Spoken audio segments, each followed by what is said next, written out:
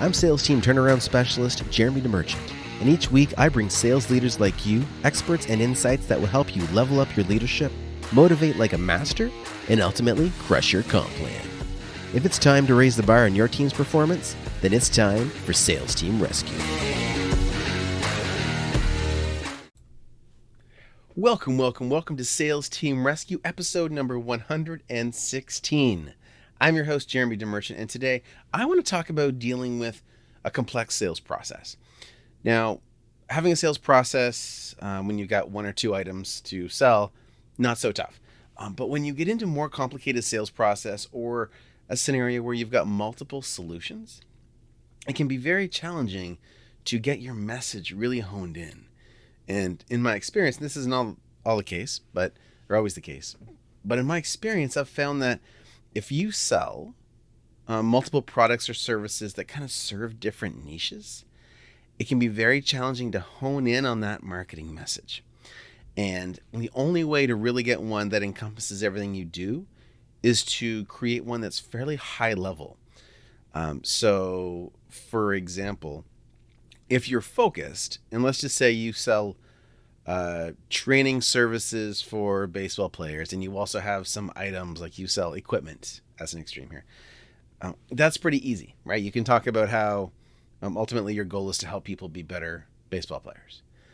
But when you're in a scenario where maybe you have a broad range of things, maybe to the extreme that they could almost be different companies, but your business just isn't set up that way. Well, how do you create a sales process around that? It's tough. Because if you're reaching out to people or you're going to networking events and explain what you do and how you do it, you end up either saying, well, I do this, then I do this, and I do this, and it doesn't feel very concise. Or again, you're talking really high level where you're saying, hey, look, we help change the world. Like really high level stuff that doesn't actually mean anything from a tactical perspective. And so how do we solve this? Well, one strategy, which is the one I want to focus on today, is what I call the assessment approach. And so the reason I bring this up is because I've worked with digital marketing companies in the past. I have my own digital marketing company.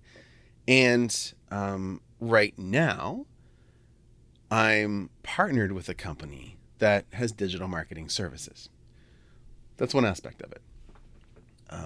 Another aspect of it is they do software engineering. And then another part, there's consulting. And so ultimately, all these pieces are in place to help you grow your business. But it can be very challenging to get that message right. And not only that, but even if we just look at the digital marketing side of things, there's so many moving pieces. And often you end up in a scenario where, if we're talking about digital marketing services, let's say somebody wants to improve the traffic they're getting to their website. Well, you know that you can do some things around search engine optimization that can increase organic traffic. And then you can do paid traffic like pay-per-click, things like that can increase, grow your audience. But for a sales rep, if you're not really, really focused and you can help a wide variety of company sizes, it can be challenging to get really clear. And one thing that people always ask us is how much? How much is the service going to be? And we want to be able to tell them. But sometimes when the salesperson is not the person delivering the results, so for example, there's a marketing team, we need to understand exactly what the marketing team needs to hear from the salesperson in order to establish a price. But there's always variables and it can be really, really complicated. So I want to simplify it. So this is what I encourage you to do. And this is something I've done with a few different clients now. And there's no right or wrong, but I want you to just understand the process that I'm going to talk you through and see if that might apply to you. Because if you have a complicated sales process, maybe you're doing software engineering, maybe you're doing digital marketing. If you can do it across multiple industries, it can be very tough. So here's what I recommend is one, identify what your marketing department or the people that are doing the delivery need to know. Like, what does that look like? What's that assessment process look like? And then how can you turn that assessment process into an actual product? How can you go and turn it into something that you can sell?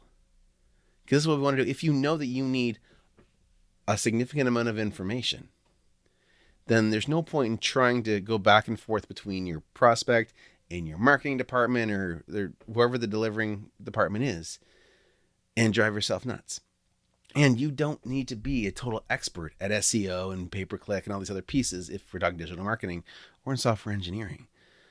All you need to do is establish what an appropriate framework is for you if you want to sell the assessment.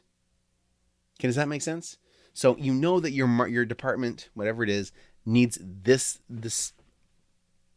series of information in order to decide whether or not they can move forward to help the prospect or how they should move forward to help the prospect.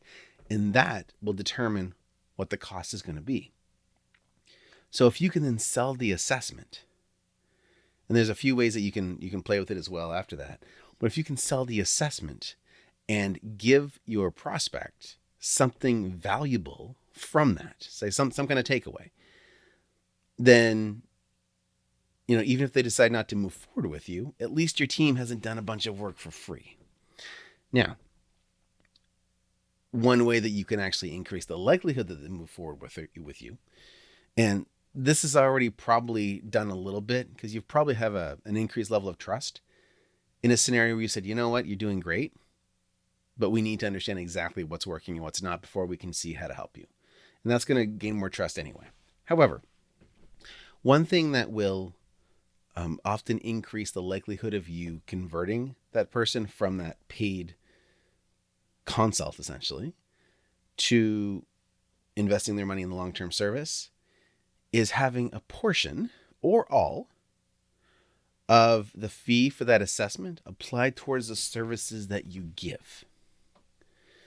So, for example, if let's just say that you were to come to me and you said, look, Jeremy, I know within the companies you work within, you've got the ability to increase our leads significantly through different avenues for digital marketing. And I say, yeah, great. Let's figure out what's working, what's not. We'll go through an assessment. And let's just say that assessment is $6,000. Okay, we're going to go in the nitty gritty. We want to know all your past performance on anything you've ever done marketing wise. We want to assess your website. We want to do the ins and outs. And, I'm using the $6,000 as kind of a random number. It could be more, it could be less. Let's just say it's $6,000.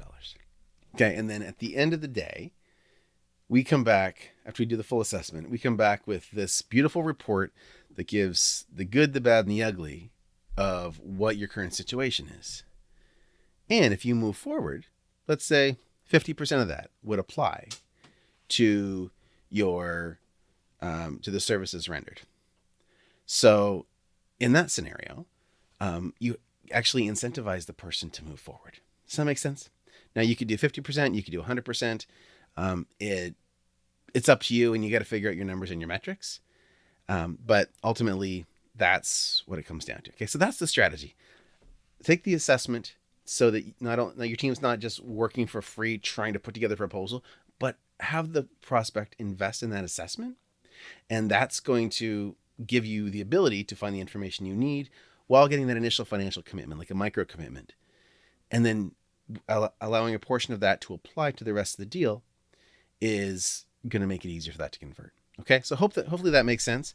That's the episode for today. We're going to keep it short and sweet.